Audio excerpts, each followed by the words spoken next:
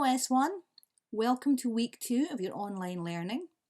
Last week you worked on researching an individual presentation on a hero of your choice, and all the other English teachers and myself were really interested to see all of the different people that you came up with and the research that you found out.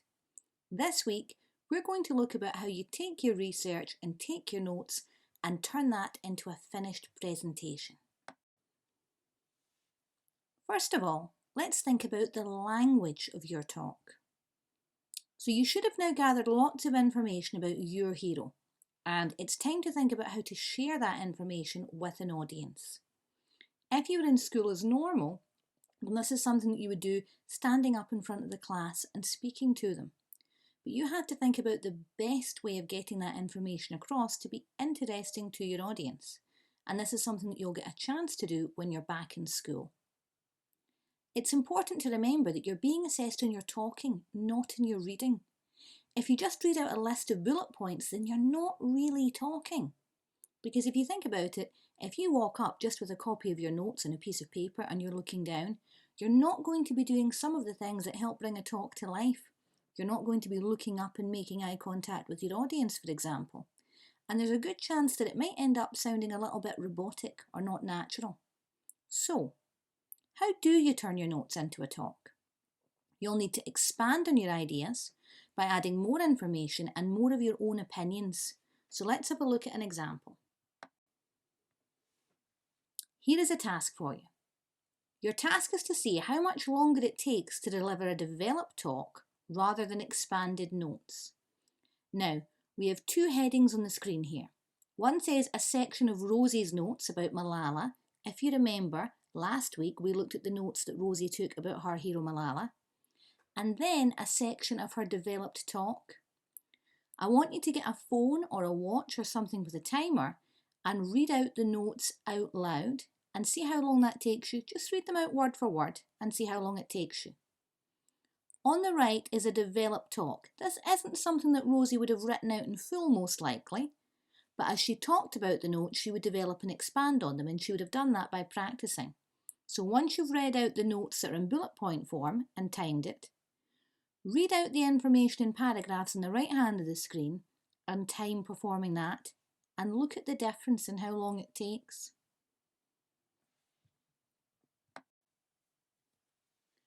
So, how much longer did it take to read Rosie's improved paragraphs compared to her brief bullet-pointed notes? You should have found when you were doing this that it took much longer to read her more developed paragraphs. And hopefully, you also realised that if you just read out your bullet points, you won't produce a very entertaining or a very long talk. So this demonstrates how much longer your talk will be when you expand on your notes. Doing this will also make your talk much more interesting to listen to. Here's an extension task for you. Go back to the previous slide and make a list of all of the words and phrases Rosie used to share her opinions. You might want to use some of them in your own talk. Now let's think about how to link our ideas together. Here's a bank of useful words and phrases below. You might want to write some of these out and think about how you can include them when you're delivering your talk. I think X is inspiring because. I admire this person because. They're a role model for.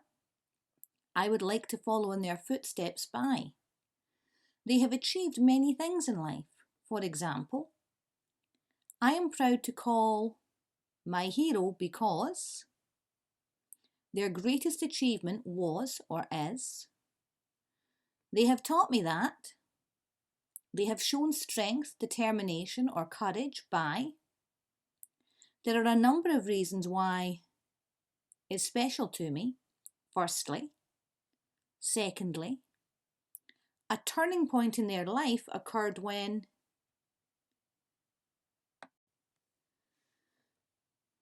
Now, time to prepare your talk. You already know what you're going to say, in what order, and with what kind of words and phrases. All you need to add before you're ready to practice your talk is an introduction and a conclusion. The introduction will be what you say at the start of your talk, and it would be a good idea to include the following: who you have chosen as your hero, what they are known for, and why they are your hero. For example, here's Rosie's introduction. Malala Yousafzai has been one of my heroes ever since I first heard the story of how she stood up to the Taliban in Pakistan and wrote a blog about the importance of giving boys and girls an education. I admire the way she risked her life to fight for other people. In this talk, I am going to tell you about her life and about all of the reasons why she is such a hero to me. After you have shared all of your information about your hero with the class, you should sum up with a conclusion. A good conclusion will recap who you chose and why, give the most important couple of reasons why you admire this person, and ask the audience if they have any questions. For example, here's Rosie's conclusion. In conclusion, I hope you now understand why I have chosen to talk about Malala Yousafzai as my hero. Despite still being so young, she has fought very passionately for the rights of all children to have an education. She has taught me the importance of standing up for what you believe in. Does anyone have any questions that they would like to ask me?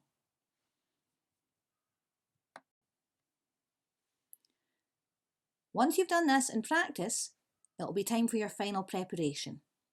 So a final step here will be making cue cards to help you remember everything you want to say.